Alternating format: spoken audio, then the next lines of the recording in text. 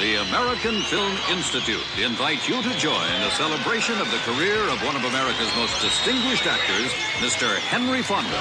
But to have found a play in which the father-daughter character so mirrored our own real-life relationship was amazing. And to have been able to say those words to him and to have the resolution at the end of the movie, I mean, it's hard for me to look at the movie still, even now. He played heroes on screen, but at home, Henry Fonda was the villain his children hated.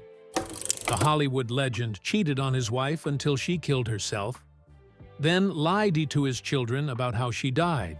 It's such a pleasure to introduce this gentleman. There are few actors around who can claim the longevity that Henry Fonda has. You know, a lot of actors go out and make a picture, they appear in a play, and everybody says they're a star, but I think and what else I can say? Would you welcome Mr. Henry Fonda? He told his crying kids their mom had a heart attack, canceled their newspapers so they wouldn't learn the truth, and didn't even let them go to her funeral. Now we know why his own family refused to speak to him for decades. Yeah, I could see you looking away, actually, and I understood that, because, of course, for us, you're both movie stars, but for you, you're watching your father there, and this is shortly before he died. Yeah. I miss him so much. I feel him so present in my life all the time, and that makes me very happy. Henry Fonda was born on May 16, 1905, in Grand Island, Nebraska. His family lived a modest life. His father, Herbert, ran a printing business in Omaha. His mother, Elma, was a schoolteacher. The Fondas had Dutch ancestry going back to the 1600s, when their ancestors fled Europe and settled in New York. Life in Nebraska was simple, and hard work was a part of everyday life. When Henry was a boy, his family moved to Omaha, where he attended Central High School. Acting never crossed his mind. He was quiet, more interested in writing than performing. He wanted to be a journalist. At 12, he worked in his father's printing shop, earning $2 a week. He kept that job through high school, learning discipline and responsibility. In 1923, after graduation, he enrolled at the University of Minnesota to study journalism. But college wasn't what he expected. To support himself, he worked different jobs, including one at the Northwestern Bell Telephone Company. Later, he worked as a physical education instructor, earning $30 a week with room and board included. Even with these jobs, paying for school was tough. By his sophomore year, he had grown frustrated and dropped out, returning home with no clear direction.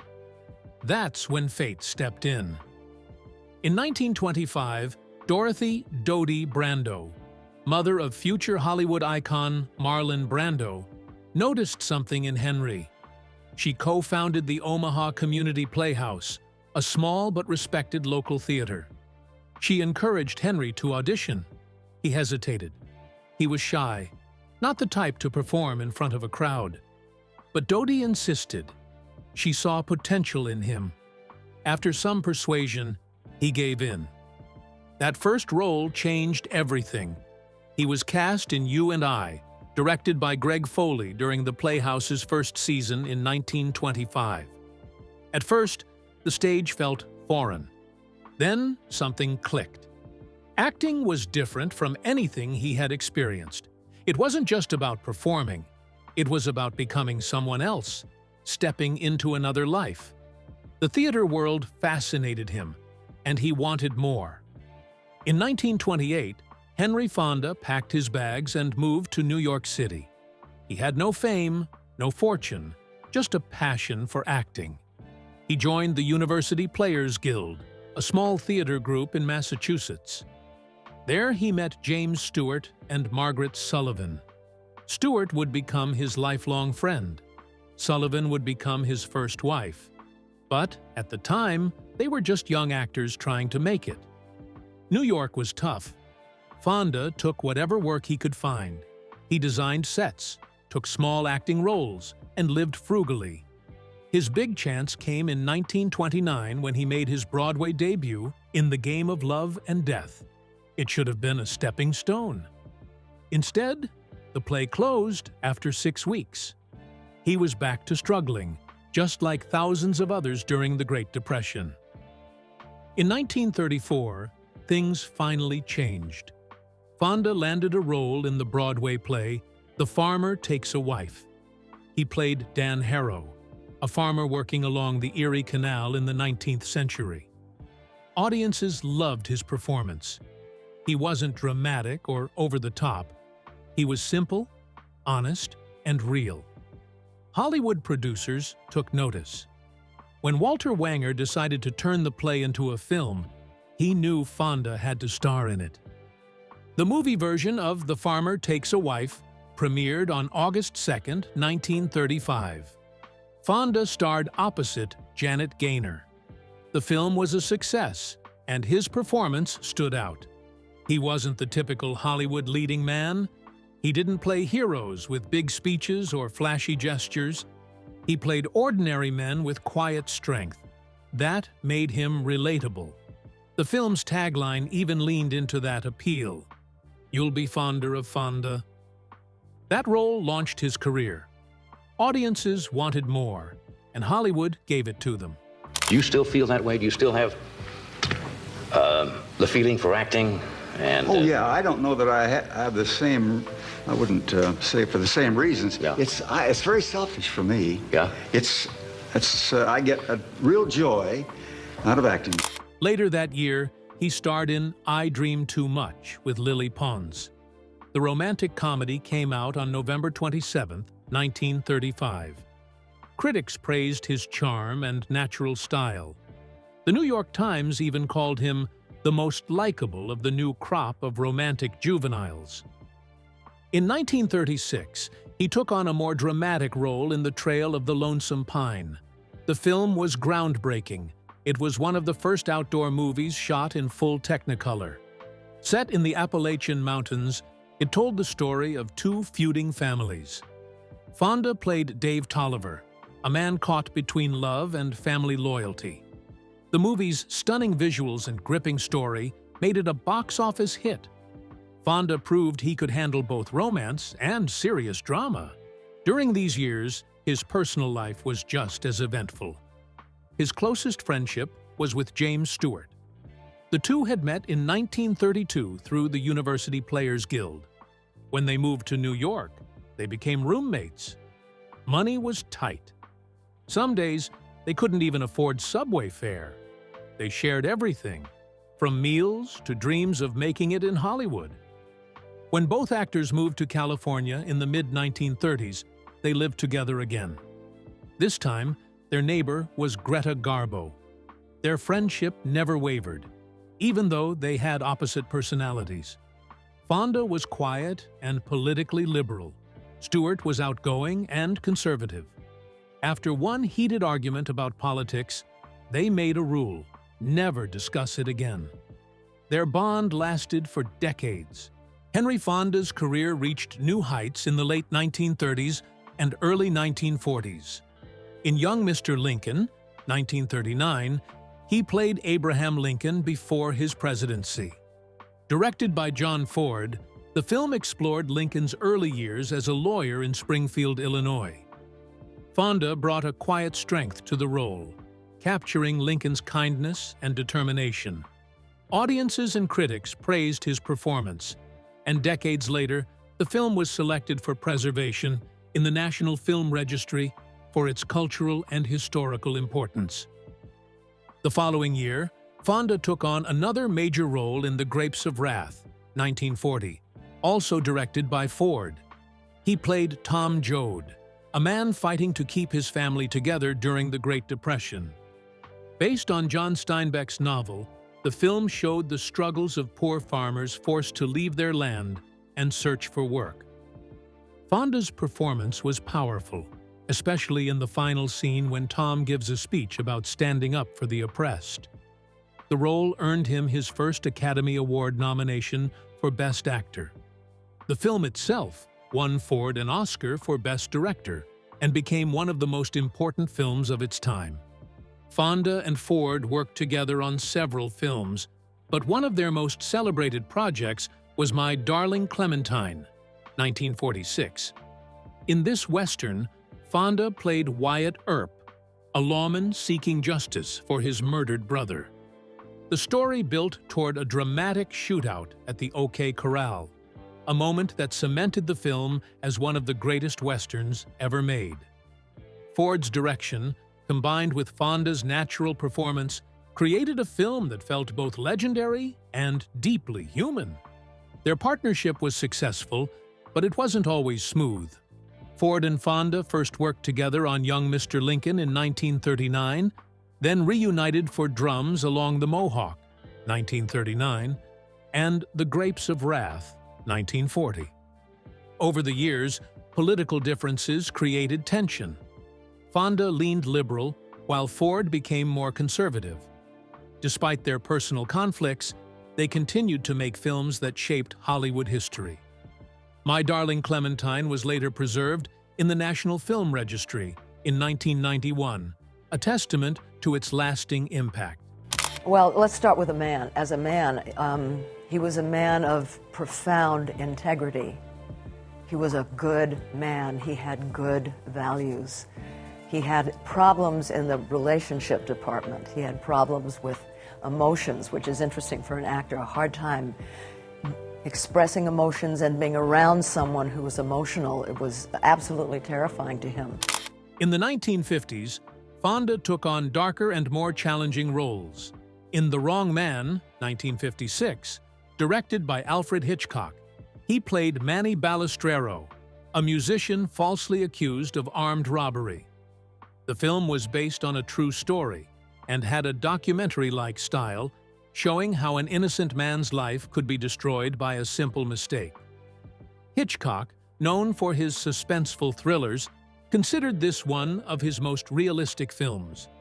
Fonda's quiet performance made it all the more unsettling.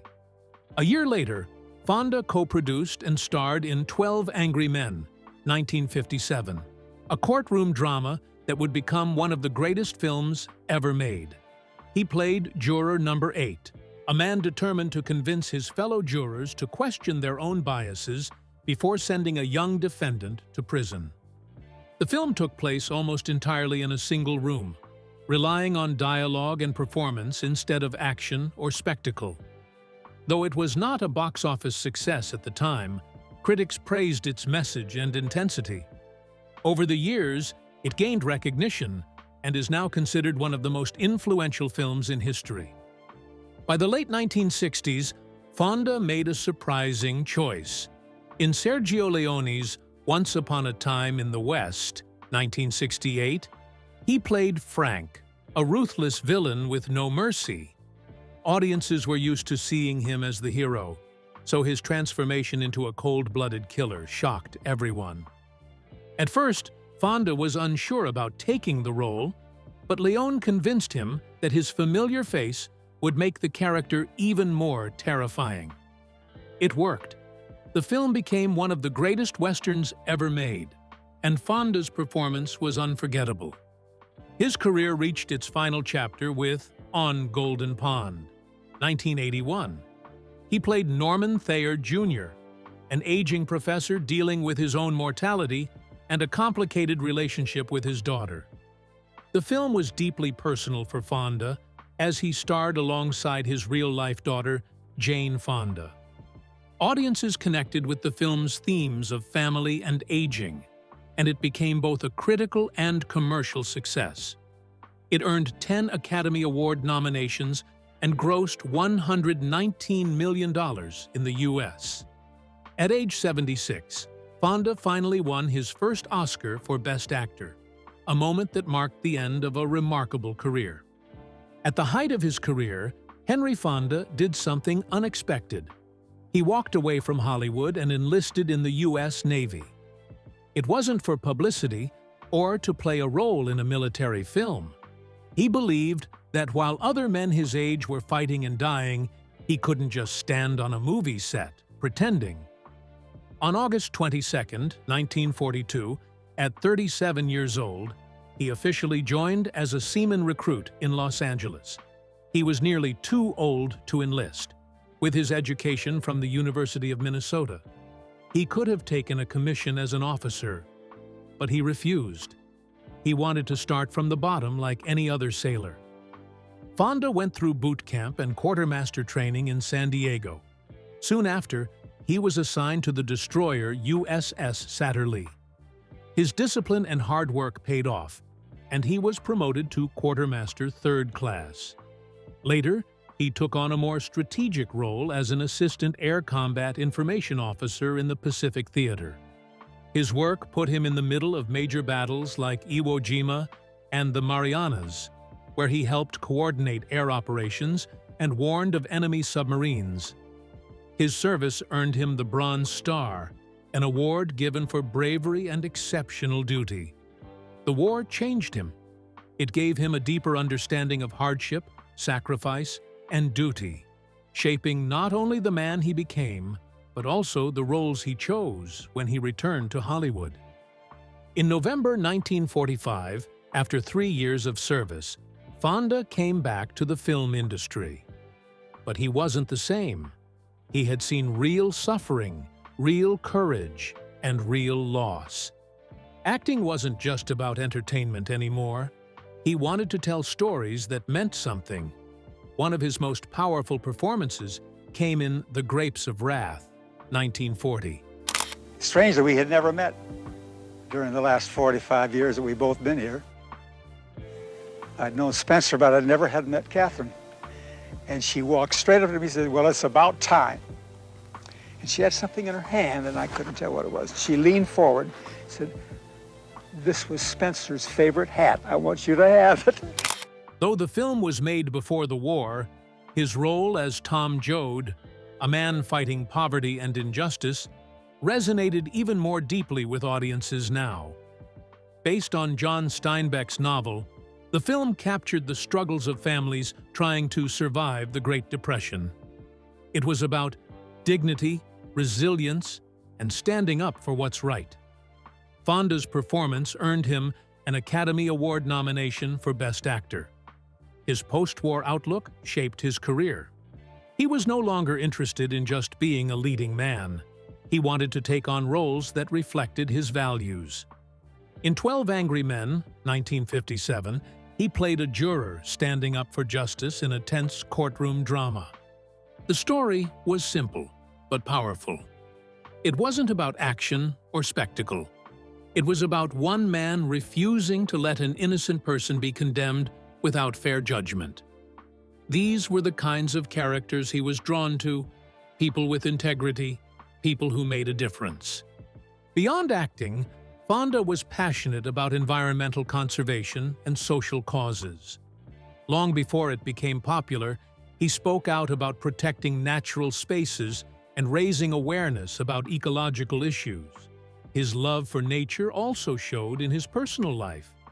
He spent hours building model airplanes and kites, appreciating the simplicity and craftsmanship of these hobbies. But his activism didn't stop with the environment. He supported the civil rights movement and spoke out against the Vietnam War. Even though he opposed the war, he still cared about the soldiers fighting it.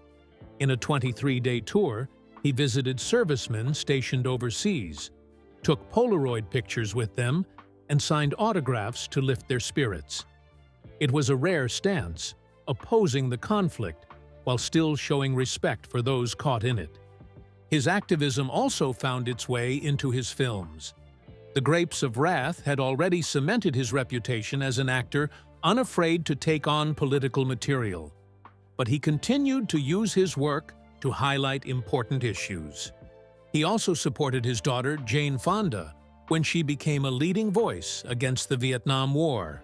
She faced intense criticism, but Henry defended her without hesitation. At an American Film Institute tribute event in 1978, when people attacked her activism, he told them to shut up, because she's perfect. Not everyone admired his outspokenness. During the McCarthy era, when fear of communism spread across Hollywood, Fonda became a target.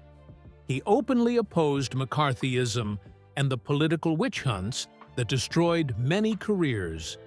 Along with stars like Humphrey Bogart and Katharine Hepburn, He formed the Committee for the First Amendment to fight against government censorship. The FBI took notice. They started keeping a file on him, monitoring his activities and associations. Many actors were blacklisted or silenced, but Fonda refused to back down. He even cut ties with former friends like Ward Bond, a strong supporter of McCarthyism. The surveillance and political pressure never changed him. If anything, they strengthened his resolve. He wasn't just standing up for himself. He was standing up for freedom of speech and artistic expression. The scars of that era lasted, but so did his legacy. Henry Fonda's life off-screen was filled with as much drama as his most famous roles. He married 5 times, but none of his relationships were easy. His first wife, Margaret Sullivan, was a strong-willed actress with a fiery personality. Their marriage lasted only 2 months before they separated and divorced in 1933. Even after their split, tensions remained. During one argument on set, Sullivan dumped a pitcher of water on Fonda. Despite their rocky history, they stayed friends and acted together in The Moon's Our Home in 1936. His second marriage to Frances Ford Seymour in 1936 was even more complicated. You know, he was difficult, but he did his best. He did the best he could, and I was able to tell him that before he died. They had 2 children, Jane and Peter, who later became Hollywood stars. But their home life was far from happy. Frances struggled with mental health issues, made worse by Fonda's cold and distant nature. He was often emotionally unavailable, and his infidelity put even more strain on their marriage. In 1950, he asked for a divorce so he could marry his mistress, Susan Blanchard. Frances was devastated. Just months later, while receiving treatment at Craig House Sanitarium, she died by suicide at the age of 42. Fonda's response shocked many people. Instead of telling Jane and Peter the truth, he claimed their mother had died of heart failure. He even canceled newspaper subscriptions at home so they wouldn't find out what had really happened. But secrets don't stay hidden forever. Jane eventually learned the truth while reading a magazine at school. The news left a lasting scar. Frances had written 6 goodbye letters before her death, but she didn't leave one for Fonda. Her psychiatrist later described him as cold and self-absorbed. The way he handled her death only deepened the distance between him and his children. Jane struggled for years to understand why her father seemed so emotionally closed off. Fonda's third marriage to Susan Blanchard followed a familiar pattern. She was 21 years younger and later described herself as a geisha in the relationship, always catering to Fonda's needs while receiving little affection in return. They married in 1950 and adopted a daughter, Amy Fishman, but the marriage ended in 1956.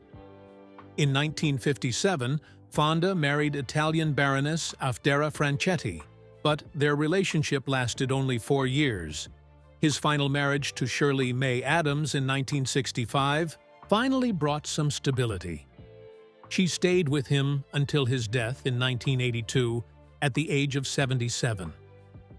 Beyond his emotional distance, Fonda's infidelity was one of the most damaging aspects of his personal life. His affair with Susan Blanchard, while still married to Frances, was the final blow to their marriage. He admitted to Frances that he wanted a divorce so he could marry Blanchard, a confession that shattered her. But this was just one of many betrayals. Throughout his marriages, Fonda had a pattern of cheating, often without concern for how it affected his family. For Jane and Peter, it was hard to reconcile the man they knew at home with the man the public admired. Jane Fonda grew up with a father who demanded perfection. Henry Fonda rarely showed warmth. His standards were high, and his approval was hard to earn. Jane felt she had to be flawless to deserve his love. That belief shaped her self-esteem and followed her for years. He criticized her appearance, sometimes sending stepmothers to tell her to lose weight or change her clothes. The pressure became unbearable. Jane developed an eating disorder, struggling with body image and the need to meet both her father's expectations and society's ideals. But it wasn't just about how she looked. Over time, she felt like she had to erase parts of herself to gain his approval. That emptiness followed her into adulthood. She found herself drawn to powerful men, seeking the validation her father never gave. It took years of therapy before she understood the truth. Henry's coldness wasn't because he didn't love her. He simply didn't know how to show it. His own emotional struggles kept him distant.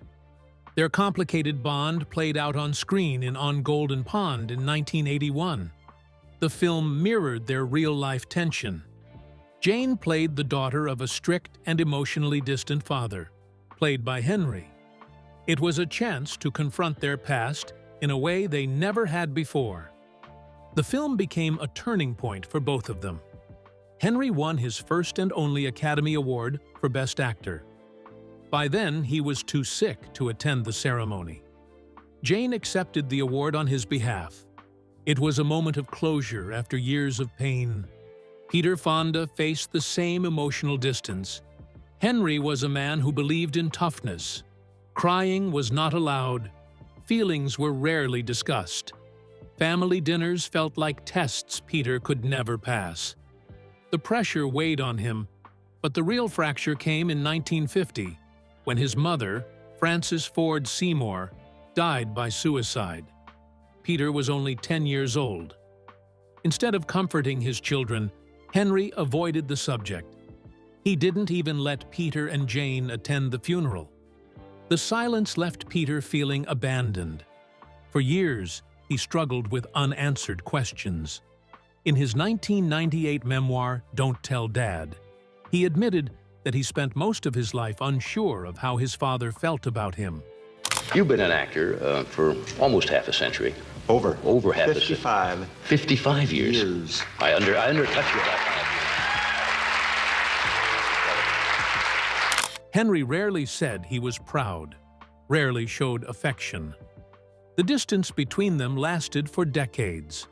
But something changed near the end. In 1980, Henry looked at Peter and finally said the words he had been waiting for his entire life. "I love you very much, son." It was a rare moment of vulnerability. Peter held on to those words. Henry passed away in 1982, just 2 years later. But that brief exchange gave Peter the closure he had been searching for. Henry Fonda was known for playing strong, moral characters, but his real life was far more complicated. Over the years, he lost several close friends and family members in the same way. In 1935, actress Aleta Friel took her own life. The next year, her husband Ross Alexander did the same. Decades later, his first wife Margaret Sullivan also died under suspicious circumstances. Thomas Hagen, the writer of Mr. Roberts, died from an overdose. Fonda kept working, but those close to him saw the change. He became even more withdrawn. His roles reflected it. Many of his films centered around justice, moral dilemmas, and grief, almost as if he was working through his own pain on screen. His strong beliefs also created problems in Hollywood. Fonda was politically outspoken, which didn't always sit well with the industry. During the McCarthy era, he publicly opposed the House Un-American Activities Committee. That nearly ended his friendship with James Stewart. The two had been close for years, but Stewart was much more conservative. Their political arguments became so heated that they agreed never to discuss politics again. He also had conflicts with directors. While filming Mr. Roberts in 1955, he had a major argument with John Ford. It got so intense that Ford punched him. That was the end of their working relationship. Fonda refused to compromise on his principles, even when it cost him friendships and opportunities. Through all of this, he never stopped acting. He was drawn to roles that reflected his own struggles.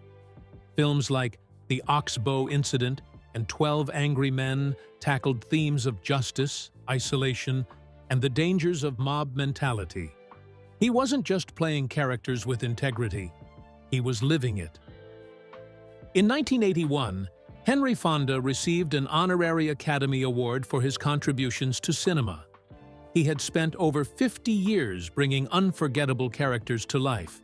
This award came just months before he won his first competitive Oscar for On Golden Pond. The honorary Oscar was presented at the 53rd Academy Awards in March 1981. It was Hollywood's way of recognizing his impact while he was still alive to see it. Fonda had only been nominated for an Oscar once before. That was for The Grapes of Wrath in 1940. Many felt he had been overlooked, despite starring in classics like 12 Angry Men in 1957 and My Darling Clementine in 1946. The honorary award was seen as long overdue, but by then his health was failing. Heart disease had left him weak. He was too frail to attend the ceremony for either award. 5 months after winning Best Actor for On Golden Pond, Henry Fonda passed away on August 12, 1982. He was 77. His death marked the end of an era in Hollywood's golden age. Throughout his career, Fonda had received many honors. He won a Tony Award for Best Actor in 1948. He was given the Kennedy Center Honors in 1979. Both the Golden Globes and the Academy Awards recognized him with Lifetime Achievement Awards. But his legacy was more than trophies. His performances shaped generations of actors. He brought American ideals and moral dilemmas to life on screen. His influence carried on through his children, Jane and Peter Fonda, who became acclaimed actors themselves. While his professional life was celebrated, his personal life was complicated. Jane and Peter have spoken openly about their difficult relationship with him. Jane described him as emotionally distant. She called him cold and a bully. Peter had similar memories. Their father rarely showed warmth or approval. Their family's struggles grew even deeper in 1950. Their mother, Frances Ford Seymour, Henry's second wife, died by suicide. Jane was 12. Peter was 10. Henry never told them the truth. They were told she had a heart attack.